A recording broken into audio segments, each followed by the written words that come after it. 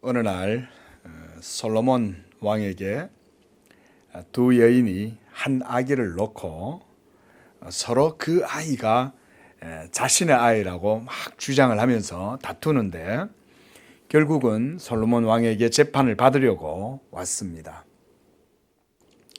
오늘날 같으면 유전자 검사를 해서 당장에 판단을 할 수 있겠지만 그때는 그런 시대도 아니었고 아직 아기도 어리니 엄마를 분별할 수도 없고 그래서 솔로몬 왕은 고민에 빠지게 되었습니다. 그래서 솔로몬 왕은 고민 끝에 이런 결정을 내립니다. 그 아이가 누구의 아이인지 도무지 모르겠으니 차라리 그 아이의 몸을 칼로 반을 뚝 잘라서 서로 반반씩 갖게 하라. 이렇게 명령을 내렸어요. 그러자 옆에 있던 군인이 칼을 빼들고 그 아이를 막 자르려고 합니다. 자, 그 순간 이 두 여인은 이제 그들 나름대로 어떻게 자기가 선택하고 결정해야 할 것인지에 대한 판단을 내려야만 했습니다. 그러자 한 여인이 먼저 이렇게 말합니다. 왕이여, 좋습니다. 내가 이 아이를 가지지 못한다면 차라리 반으로 쪼개서 반반 갖게 해 주십시오. 그러자 옆에 있던 또 다른 한 여인은 이렇게 말해요. 제가 그 아이를 가지지 않아도 좋으니 저 여인에게 그 아이를 주시고 그 아이를 칼을 대지 마시고 반으로 자르지 마세요. 죽이지 마세요. 이렇게 말을 하는 거예요. 그 아이의 생명을 지켜 주십시오. 여기서 솔로몬 왕은 이 두 여인 중에 누가 이 아기의 친모인지 판단을 내릴 수가 있었습니다. 바로 아이를 죽이지 말고 저 다른 여인에게 주라고 말한 바로 그 여인이 그 아이의 어머니인 거예요. 그런데 거짓말하는 이 여인은 아이를 자신이 갖지 못한다면 차라리 그 아이가 죽든 말든 상관없고 그냥 그 아이를 반 잘라서 그냥 주세요. 내가 못 가지면 쟤도 못 가지게 했으면 좋겠어요. 이런 심보인 것이죠. 자, 제가 오늘 이 설교의 서두에 왜 이런 얘기를 하냐. 만약 여러분들에게도 어떤 일에 대한 선택과 결정을 해야 할 상황이 여러분들에게 주어진다면 여러분들은 어떻게 하시겠습니까? 그리고 여러분은 그 일을 해도 되고 안 해도 돼요. 그렇다면 여러분은 어떤 선택과 결정을 내리시겠는가 그 말입니다. 좀 질문이 좀 모호하죠? 자, 다시 한번요. 좀 더 구체적으로 한번 이 질문을 질문에다가 이 결혼을 대입해서 한번 제가 말씀을 드려보겠습니다. 자, 결혼을 해도 되거나 또 안 해도 된다면 여러분은 어떤 선택과 결정을 내리시겠는가 그 말이에요. 앞에 예화하고 좀 안 맞는 것 같습니까? 예? 들어보면 그렇지 않습니다. 예. 솔로몬의 재판과 두 여인에 대해서 제가 서두에서 말씀을 드린 것은 바로 이런 결혼에 대한 문제, 즉 결혼을 해도 되고 안 해도 된다면 그렇다면 나는 결혼을 해야 할까 안 해야 할까 이런 문제라는 거예요. 자, 결국 무슨 얘기냐면요. 자, 솔로몬의 재판에서 한 여인은 아이의 생명의 가치를 귀하게 여기기 때문에 자신의 권리를 포기했어요. 그렇죠? 그러나 다른 한 여인은 아이의 생명을 가치 있게 여기지 않았기 때문에 고집스럽게 아이를 죽여서라도 자신이 그 반쪽을 가져가야 되겠다고 이렇게 고집을 피운 거예요. 바로 이 솔로몬의 지혜로운 판결의 핵심은 어디에 있냐? 가치 판단에 있어요. 가치 판단. 그 아이의 생명을 가치 있게 여기느냐, 여기지 않느냐. 이것을 이 두 여인에게 시험을 해보는 것이죠. 결국 아이의 친엄마는 자녀에 대한 그 사랑 때문에 그 아이의 생명을 생명을 해치면 안 되잖아요. 그러니까 그 가치 판단의 기준이 바로 그 아이의 생명과 사랑이 가치 판단의 기준이 된 것입니다. 자, 결혼 얘기를 하는데 이 얘기를 한 이유는 바로 여기에 있어요. 결혼을 해도 되고 안 해도 된다면 우리는 어떤 쪽을 선택해야 하느냐. 결혼에 대한 가치 판단의 기준에 따라서 해도 되고 안 해도 되는 문제가 된 거예요. 중요한 건 뭐겠습니까? 결혼을 해야 되겠다라고 판단을 내릴 때는 그 판단에 대한 가치 기준이 중요한 거예요. 그리고 결혼을 안 해야 되겠다라고 마음을 먹는다면 결혼을 안 하게 된 것에 대한 가치 기준이 중요한 것입니다. 결국 결혼은 해도 되고 안 해도 된다면 그것을 결정하고 판단하는 데 있어서 가치 기준은 결혼 그 자체가 아니라 결혼을 함을 통해서 얻게 되는 유익이나 어떤 목적이 되겠죠. 오늘 사도 바울이 결혼에 대해서 주는 교훈은 바로 그런 거예요. 우리가 지난주에도 살펴봤다시피 결혼은 안 해도 되고 해도 되는 거예요. 근데 오늘 많은 사람들이 보면 결혼에 대해서 그런 생각 안 하죠. 예? 결혼을 꼭 해야 된다고 생각하는 사람도 있고 또 세상 살아보니까 뭐 결혼에 얽매여가지고 그렇게 안 살아도 되겠구만 이러고 또 결혼 안 하고 사는 사람들도 있어요. 만약 결혼하지 않는 남녀 청년이 있을 때 그들에게 결혼을 해도 되고 안 해도 된다 이렇게 말을 해주면 그들은 이 선택과 결정의 문제 앞에서 무슨 생각을 해야 할까요? 어떻게 결정을 내리고 선택을 해야 할까요? 중요하죠. 여기서 결혼을 해도 되는가 안 해도 되는가 하는 것보다 더 중요한 것은 뭐냐면 결혼을 해야 한다면 내 선택과 결정의 기준이 더 중요하다는 것입니다. 즉 결혼을 그럼 왜 하려고 하는 거야? 그 목적이 무엇이야? 이 말인 거예요. 오늘날도 여전히 많은 사람들이 결혼을 해요. 사랑해서 결혼을 합니다. 어떨 때는 서로 만나보니까 이것저것 조건이 맞아서 결혼하면 결혼을 해야 되겠고 그러니 그냥 눈 감고 결혼하자 이렇게 해서 결정을 내린 사람들도 많아요. 그 대부분 보면 요즘 젊은이들이 보면 결혼은 사랑해서 하는 것이다 이런 이제 답변을 많이 내놓습니다. 그래서 한 번씩 물어봅니다. 정말입니까? 정말 사랑해서 결혼합니까? 그래도 젊은 사람들은 또 장담해요. 네, 사랑하니까요. 그래서 결혼하죠. 그러면 이렇게 물어봐요. 그렇다면 당신의 그 사랑이 식은 후에는 그 결혼은 어떻게 됩니까? 대부분 답이 없어요. 어떻게 해야 될지도 몰라요. 그러므로 그들의 생각이 매우 가벼운 거라는 것을 알 수가 있어요. 왜냐하면 그 이후에는 답이 없으니까. 어떤 사람은 우정으로 살지요 의리로 살지요 이렇게. 그러나 우리가 인생을 살아보면 알다시피 인생은 결코 그들의 생각처럼 그렇게 로맨틱하지도 않고 또 결혼이라고 하는 문제는 그렇게 간단하지도 않습니다. 그리고 결혼이라고 하는 게 결코 드라마처럼 해피엔딩으로 주어질 것이다 이렇게 상상한다면 이 결혼에 대해서 우리가 다시 생각해 보라고 얘기를 해주는 것입니다.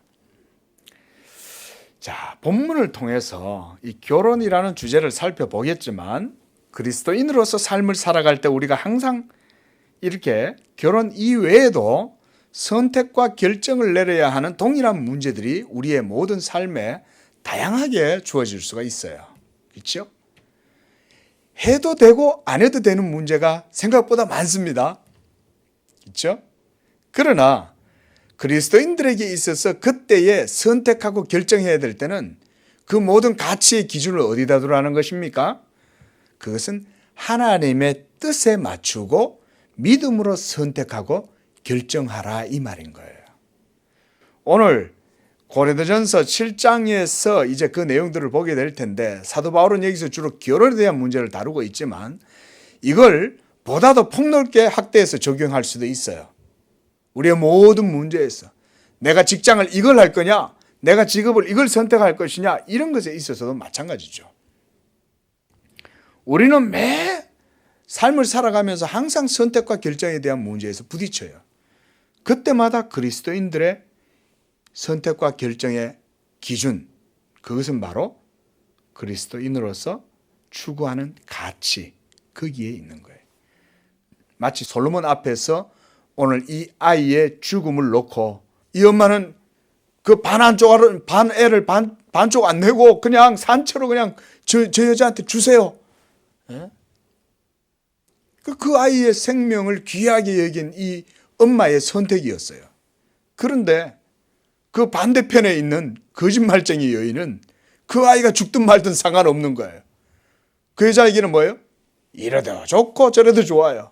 왜냐하면 그 여인의 기준은 그 자식에 대한 사랑과 생명이 가치 기준이 아니라 자기 욕심이었기 때문에 그런 거예요.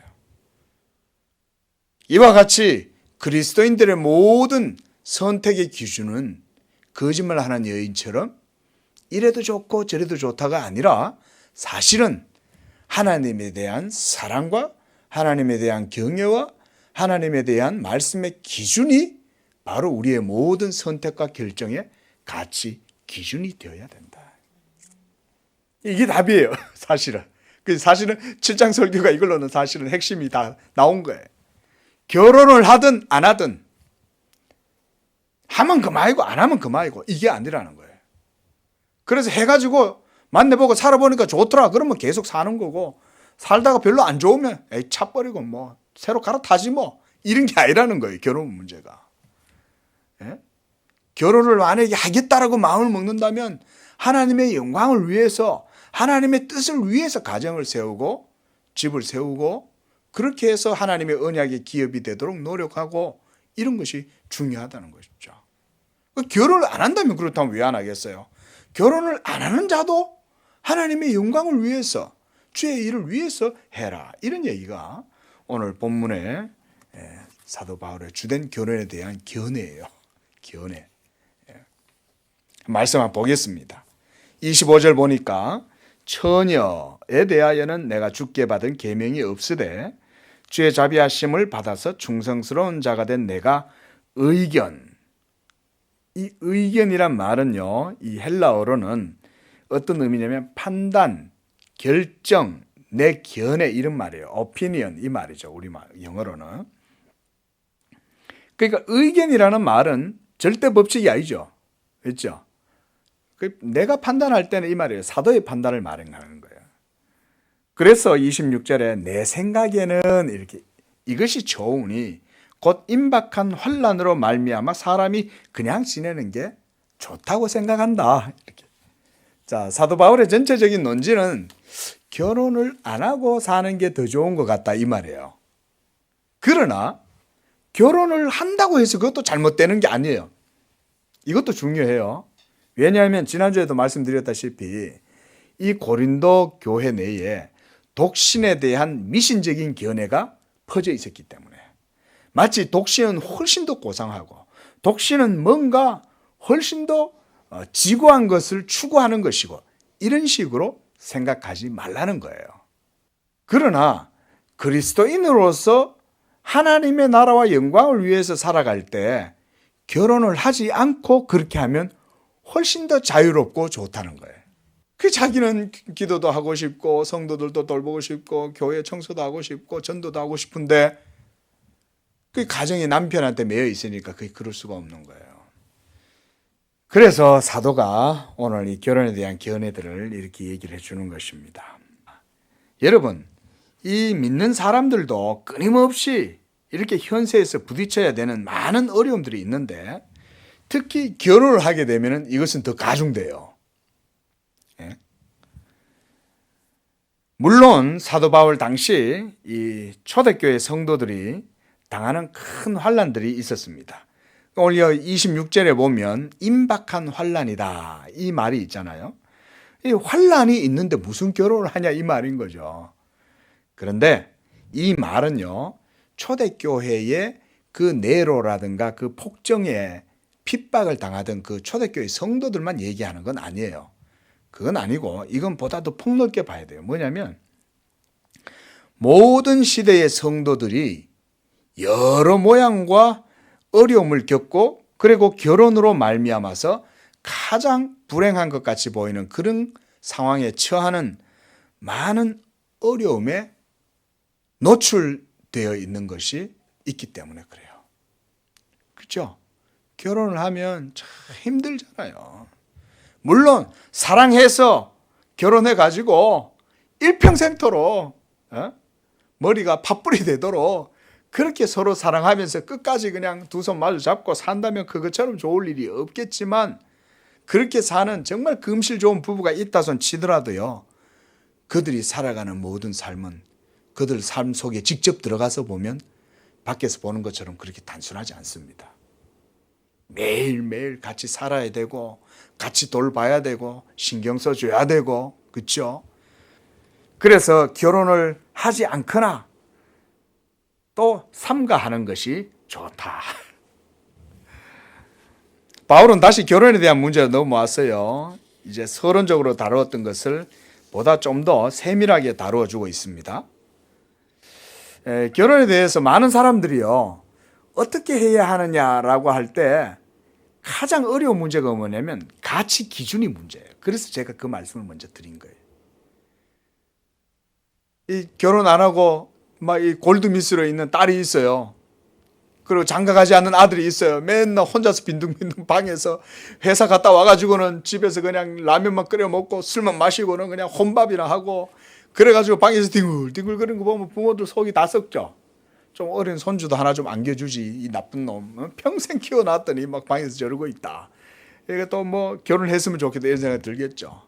또 홍기가 찬 딸이 결혼도 안 하고 그러고 있으면 부모 입장에서는 마음이 너무 안타까운 거예요.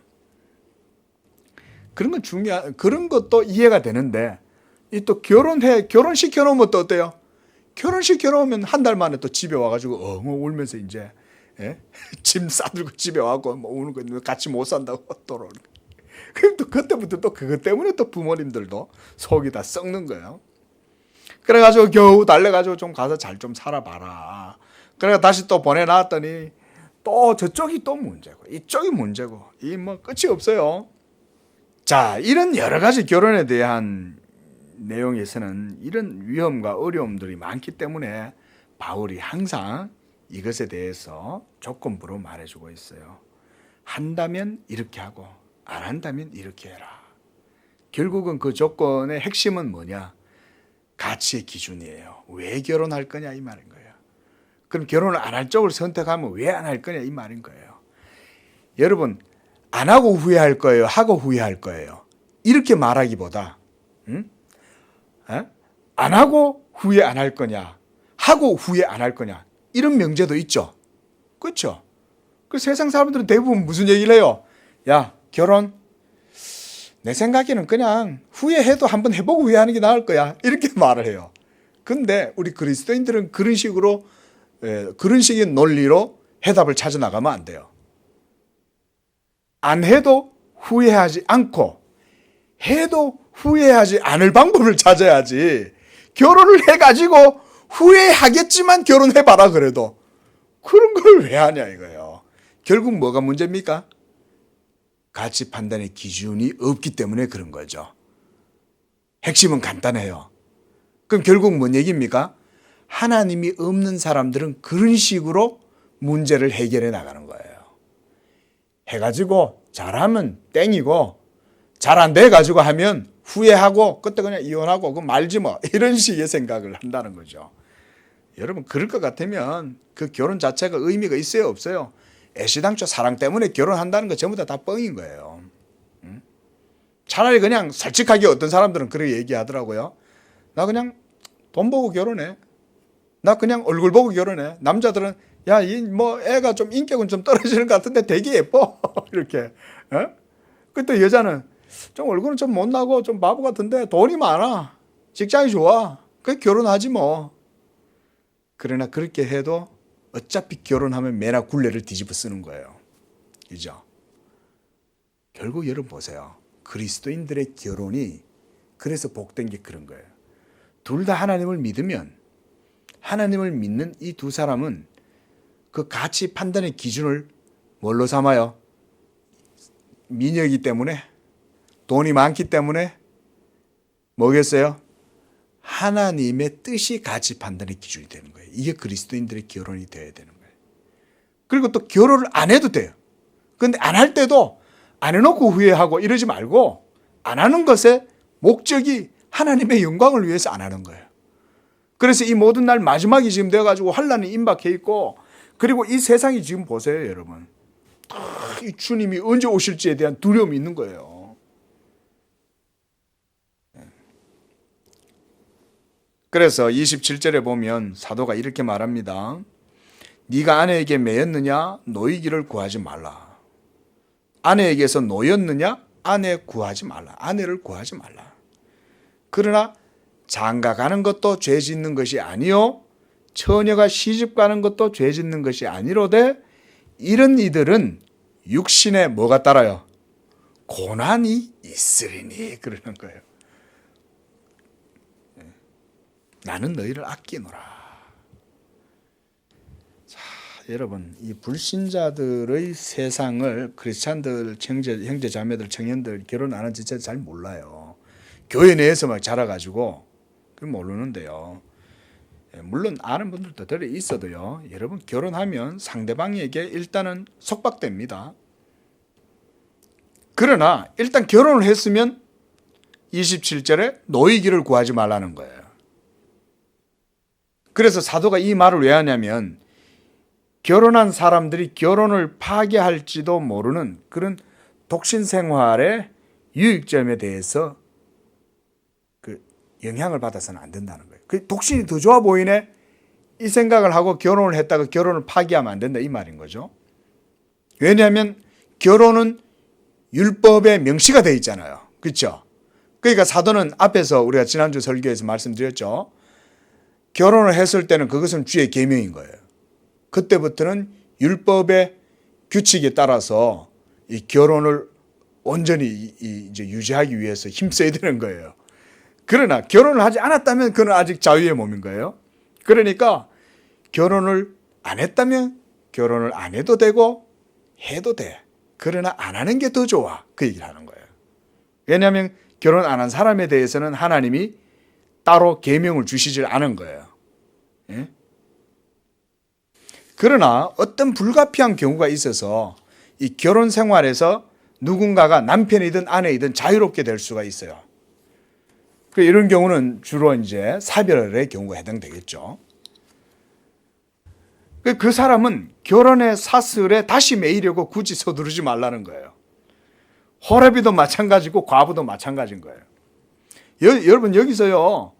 호레비는 새로 장가 가면 그거는 별로 욕을 안 하는데 과부가 수절 안 하고 결혼하면 옛날에는 막 지탄을 받았죠. 여러분 그런 거는 사도 바울도 그렇게 말하지 않습니다. 성경은요. 아주 남자 여자에 대한 이 차별이 없어요. 성경은 남녀에 대해서 그런 차별을 안 가져요. 성차별이 없어요. 성경은. 여자도 똑같아요. 호레비도 다시 장가 가도 되고 안 가도 되지만 과부도 시집 안 가도 되고 가도 된다. 그 말인 거예요. 그래서 사도는 이것이 바로 명령이 아니라 주의 명령이 아니라 내가 권면이다. 내 의견이다. 이렇게 말하는 거예요. 그리고 여기는요. 처녀뿐만 아니라 방금 말씀드렸던 이 과부도 마찬가지고 처녀도 마찬가지예요. 그러나 이런 이들에게는 육신의 고난이 있으리니 나는 너희를 아끼노라. 사도가 이렇게 말하는 것입니다. 그래서 결혼 생활에 고통이 필연적으로 따르기 때문에 그런 이유 때문에 고통을 피하기를 원하는 사람들은 결혼을 하지 않기를 바란다고 말하는 거예요. 결혼한 사람들이 피할 수 없는 책임과 고난은 이 세상적인 일들로부터 항상 일어납니다. 그래서 여기서 사도가 육신이다 이런 말을 하잖아요. 육신은 너희 육신에 고난이 있으리니 할 때 이 육신은 바로 인간과 인간 사이의 여러 관계에서 일어나게 되는 모든 문제들을 이 육신이라는 말로 얘기하는 거예요. 자, 그래서 바울이요, 이런 육신적인 일들이 결혼으로 인해서 그들을 괴롭게 할 것이기 때문에 내가 너희들을 아낀다, 이렇게 말하는 거예요. 그러나 우리가 여기서 기억해야 될 건 뭐냐면, 바울이 결혼을 필요악이다 이런 식으로 말하지 않아요. 그죠? 여러분, 결혼이 문제를 일으키는 건가요? 결혼한 사람들이 문제를 일으키는 건가요? 그렇죠. 결혼한 사람들에게서 문제가 생기는 거예요. 사실은 결혼 그 자체는 사실은 문제가 아닌 거예요. 그래서 이 결혼의 모든 문제, 생겨나는 모든 문제는 결혼이 아니고 무엇 때문이냐? 원죄로 말미암아 이 모든 문제가 일어나는 거예요. 그렇죠? 원죄 때문에 생겨나는 거예요. 그러므로 사도가 결혼을 하지 말라고 하는 것이 아니라는 사실을 주의해서 봐야 돼요. 그리고 그의 교훈을 우리도 지혜롭게 받아들일 필요가 있어요. 이는 결혼 안 한 사람뿐만 아니라 결혼한 사람들에게도 동일하게 적용되는 것입니다. 그러므로 바울이 그렇게 강조하는 것은 결혼을 하지 말라는 것도 아니요, 결혼을 깨라는 것은 더더욱 아닌 거예요. 결혼을 했으면 결혼을 반드시 잘 지켜야 되는 거예요, 이거를. 그래서 결혼하는 사람들은 결혼 그 자체가 목적이기보다 결혼을 함을 통해서 결혼 그 자체 이상의 그 무엇을 추구해야 되는데, 바로 그게 뭐냐? 하나님의 나라와 경건한 자손들을 출산하고, 그래서 하나님의 말씀대로 양육하고, 그렇게 해서 이런 영적인 비전을 가정을 통해서 이루어 나가고자 소망하고 기도하고, 그렇게 해서 가정을 통해서 하나님의 나라와 의를 세우는 것이 바로 이 그리스도인들의 결혼의 목적이 되어야 된다고 말하고 있는 거예요. 우리가 결혼을 해야 된다면 바로 이런 목적으로 결혼을 하라고 말해야 되는 거예요. 그리고 이러한 마음으로 결혼하는 것이 사실은 또 안전하죠. 그죠? 그러나 나의 행복을 위해서, 나의 완전을 위해서 결혼을 생각하면 많은 어려움들로부터 자유로워지기가 어려워요. 그렇죠? 얼마나 여러분 결혼 자체가 힘듭니까? 이렇게 결혼의 선택과 결정의 가치 기준은 결국 하나님께 있습니다. 우리가 믿음으로 하나님 나라와 의와 하나님의 영광을 위해서라면 그 결혼은 더욱 값지고 복됩니다. 그리고 의미 있는 결혼이 될 거예요. 그러나 단 이때 남자나 여자나 한편만 이런 생각을 하는 경우에는 이러한 복된 결혼의 의미와 가치를 추구할 수가 없다는 거예요. 그래서 그리스도인들은 하나님의 영광을 위해서 결혼한다면 반드시 믿는 자와 결혼을 해야 되는 거예요. 믿지 않는 자와는 같이 할 수가 없어요, 이런 거를. 있죠? 나는 하나님의 영광을 위한다고 교회 가가지고 열심히 예배를 드리고 기도하고 싶은데, 믿지 않는 남편은 아내 데리고 다니면서 여행도 다니고 싶고, 아내 데리고 다니면서 뭐 열악도 즐기고 싶고 이런데 아내가 그거 못 맞춰주는 거죠. 결국은 같이 못 있는 거예요. 자, 그래서 사도 바울은요, 29절부터 결혼한 자들이든 하지 않은 자들이든 더 나아가서 우리 그리스도인들의 모든 삶의 영역에 이 문제를 적용시키면서 나아가요. 그래서 결혼 자체보다 더 중요한 가치의 문제가 바로 우리의 믿음에 있다고 말해요. 그래서 말세를 당해서 살아가는 성도가 이 세상의 모든 것을 누릴 것처럼 살아갈 것이 아니고, 또 결혼 생활도 그와 마찬가지로 그것 자체가 마치 목적인 양 그렇게 살지 말라는 거예요. 결혼 안 한 사람들은 결혼에 대한 환상을 갖고 있잖아요. 그래서 결혼하면 마치 자기가 행복해지고, 그래서 결혼을 통해서 모든 인생이 다 거기에 완전히 다 이루어질 것처럼 모든 것들 거기다 올인을 하는데, 해놓고 보면 완전 꽝인 거죠. 이거 아니었네. 그것은 이미 이제는 후회해도 소용이 없어요. 자, 보세요. 29절 보십시오. 형제들아, 내가 이 말을 하노니 그 때가 단축하여진 거로 이후부터 안에 있는 자들은 없는 자같이 하고 우는 자들은 울지 않는 자같이 하고 기쁜 자들은 기쁘지 않은 자같이 하며 매매하는 자들은 없는 자같이 하고 세상 물건을 쓰는 자들은 다 쓰지 못하는 자같이 해라. 이 세상의 모든 눈에 보이는 이런 것들, 이 말인 거예요. 외형, 눈에 보이는 이런 모든 것들은 다 지나가서 없어진다 이 말이에요. 그 사도가 지금 여기서 결혼을 얘기하면서 뭘 얘기해요? 결혼 그 자체보다 더 중요한 영적인 걸 바라보고 추구해라 이 말인 거죠. 예? 우리가 하나님의 영광과 하나님 나라에 대한 소망을 가지고 살아간다면 이 땅에서 결혼을 하든 장사를 하든 울든 기쁘든 슬프든 매매를 하든 세상 물건을 내가 많이 가지고 있어서 그걸 쓰고 살든 그게 좀 부족해가지고 궁핍하게 살든 그게 중요한 게 아니라는 거죠. 왜냐하면 이 세상의 것은 잠시 있다가 없어지는 것이고 저 영원한 것이 이제 올 텐데 이 긴박한 환난의 때에 뭐 그런 거에 그렇게 연연하고 사냐 이 말인 것이죠. 그래서 여러분 이 사도 바울이요 바로 이 29절에서 31절에서 이런 표현을 쓰고 있는 거예요. 인생은 허무한 거다 이렇게 얘기하는 거죠. 이 세상의 삶은 허무하다는 거예요.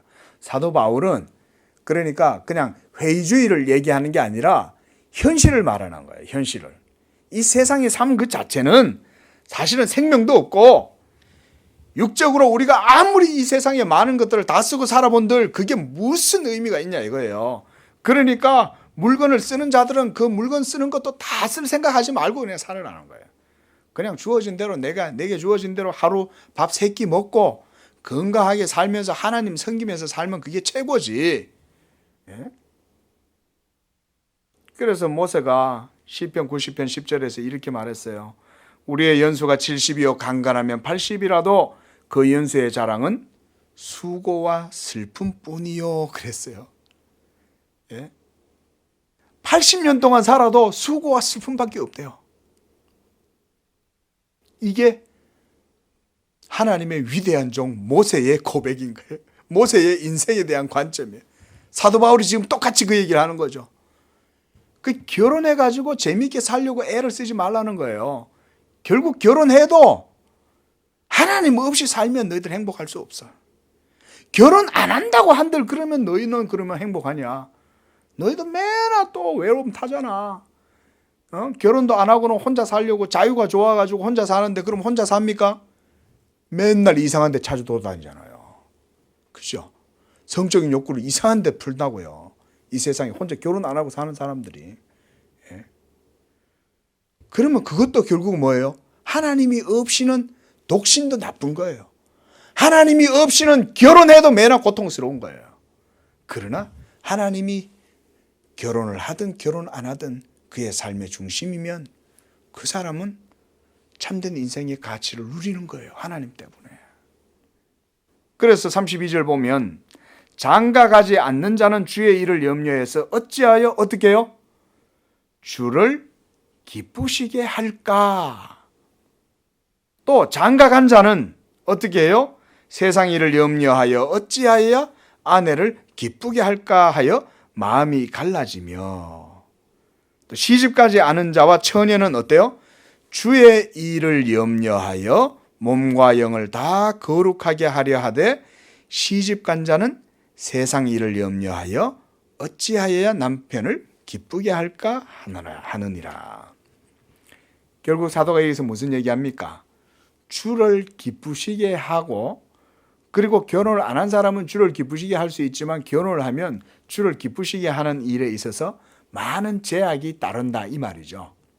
그렇잖아요. 35절에 내가 이것을 이렇게 말하는 것은 너희의 유익을 위함이다 이렇게 말합니다. 그러면서 너희한테 올무를 놓으려 하는 것이 아니다. 오직 너희로 하여금 이치에 합당하게 행하여 흐트러짐이 없이 주를 섬기게 하려 함이다 이렇게 말합니다. 그리고 결혼은 그 결혼에 따르는 많은 문제점들을 또한 가져와요. 이게 여러분 죄로 말미암아 부패하고 타락한 이 세상의 악순환의 반복이에요. 이게 성경은 죄로 말미암아 아담에게서 태어난 모든 사람들은 이제 원죄 속에 있기 때문에 결혼을 해도 결혼 속에서도 여전히 이 죄의 문제가 영향을 미치는 거예요. 결국 하나님 없이는 문제 해결이 안 돼요. 그러므로 바울이 결혼하지 않아도 좋다고 한 말은 우리 믿는 성도의 영혼과 생명을 위해서 한 말인 거예요. 그리고 이치에 합당하게 행해서 흐트러짐이 없이 주를 섬기게 하려고 한다는 말은 하나님께 모든 경건의 포커스를 맞추고 영적인 삶을 살게 해서 육을 위해 살지 말고 영을 쫓아서 살아가길 원하노라, 이런 의미로 하는 말입니다. 자, 36절 말씀에서 보면 결국은 바울은 독신을 장려하긴 하지만 한편으로는 결혼할 자유를 허락해 주고 있어요.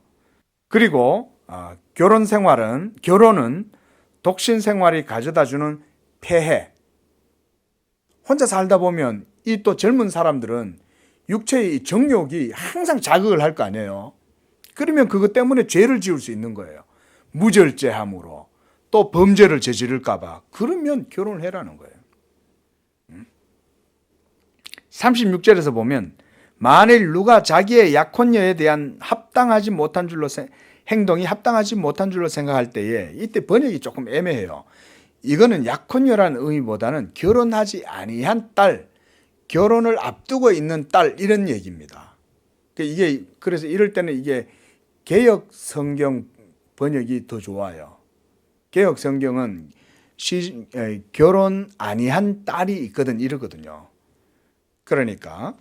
그래서 이렇게 부모들이 집에서 관연한 이제 딸이 있잖아요. 그러면 이 딸이 결혼할 때가 돼서 네가 결혼했으면 좋겠다, 이렇게 말은 할 수 있는데 억지로 결혼을 시키려고 애를 쓰지 말라는 거예요. 그러나 본인이 결혼을 하겠다고 하면 결혼시키고, 결혼하지 않겠다 그러면 놔두라는 거예요. 부모들 입장에서. 고대에는 또 부모들의 말이 굉장히 또 엄하잖아요. 그러니까 결혼을 아니한 처녀, 고대에는요, 오늘날처럼 뭐 30 이렇게 안 됩니다. 벌써 한 16, 15 이때부터 벌써 결혼시킵니다. 부모들이. 그렇게 해서 뭐 노처녀다 그러면 벌써 23살 되면 노처녀예요. 옛날에는. 오늘날은 뭐 30 넘으면 이제 뭐 34, 5 이래 되면 이제 노처녀, 이래도 고대는 또 틀립니다. 그러니까 나이도 어리잖아요. 그러니까 부모들의 이 결정이 굉장히 중요하잖아요. 15살, 20살 되는 딸이 있다 그러면.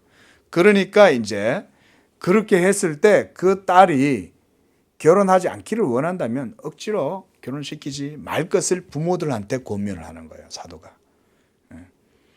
물론 그때도 그 딸이 독신으로 있을 때는 주님을 섬길 때의 의미죠. 주님을 섬기고 있을 때. 38절요. 이제 결론적으로 사도는 이렇게 말합니다. 결혼하는 자도 잘하거니와 결혼하지 아니하는 자는 더 잘나는 것이니라, 이렇게 말하는 거예요. 이제 여기에서 사도가 말하는 의도를 알겠죠? 결국은요, 하나님의 영광이라고 하는 그 가치 기준과 목적을 위해서 결혼을 하고 안 하고 선택이 문제인 거예요. 안 해도 주를 위해서 하고, 해도 했으면 주를 위하여 그 결혼을 더 온전하게 지켜나가고, 그렇게 하라는 거예요. 그래서 이 7장의 내용이 포인트가 거기에 있어요.